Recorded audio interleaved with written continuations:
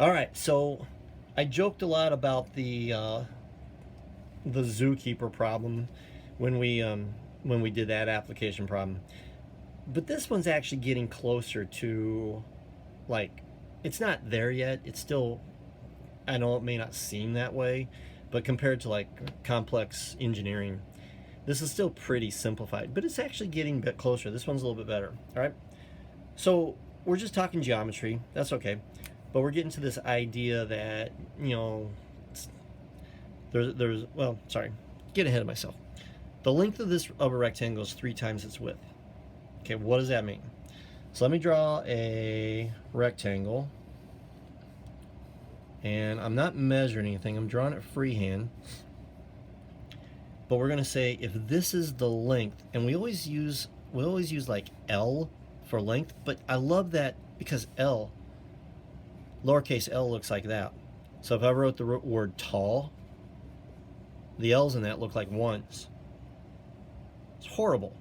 So that's why if you've seen people like do this, they do L like that, which is actually a cursive L. Well, we're done with that.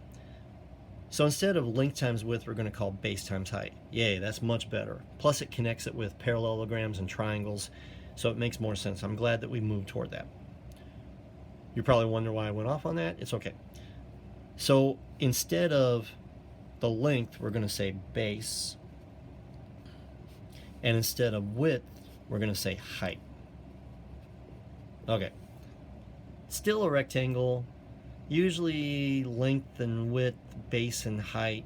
Height usually means going up. Well, think your rectangle is being like tipped up. It's fine. Still a rectangle. The base of this rectangle is 3 times its height. It tells me nothing about the height.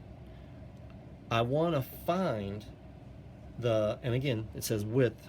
So again, we'll say height. We want to find the height. That means that when I'm looking for a number that I don't know, what do? Just like super y. We don't go to a book. We use a variable. So I'm going to call this h for height. I bet you thought I was going to say x, didn't you? Now this is the base, but I know that the base is 3 times its height. So instead of base, I'm going to use 3 times the height. All right. The area of this rectangle is 170 square meters. So I know area equals base times height, but the base is 3 times height. So I write 3h times h. And this area is 170, so I'm going to write 3h to the second power equals 170. It's square meters. That'd be a meter, a distance measured in meter times a distance measured in meter, meter times meter, square meter. That's where that comes from. All right, let's divide by 3. I get h to the second power, h squared equals 170 divided by 3. Probably need a calculator for that one. 170 divided by 3 is going to be 56.6 repeating, also known as 56 2/3, but I'll do it this way. And then I'm going to take the square root.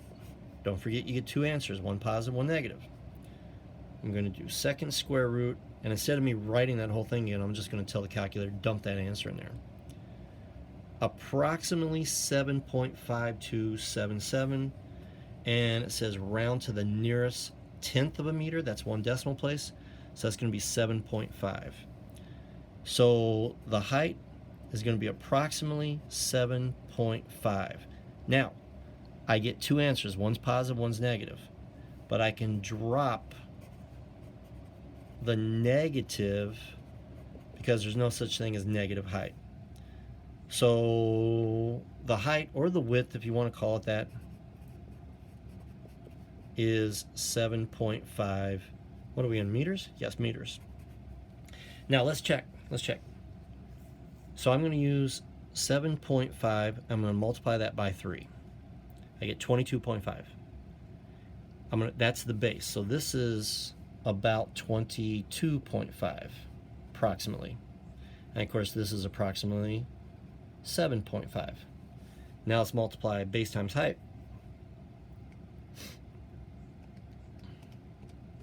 And I get 168.75. I should get 170. Where's the problem? The difference is 170 subtract 168.5, 1.25. Why is there a difference? Because I had to round that off. There's a rounding error. All right, thank you very much. Good luck. Ask questions in the discussion.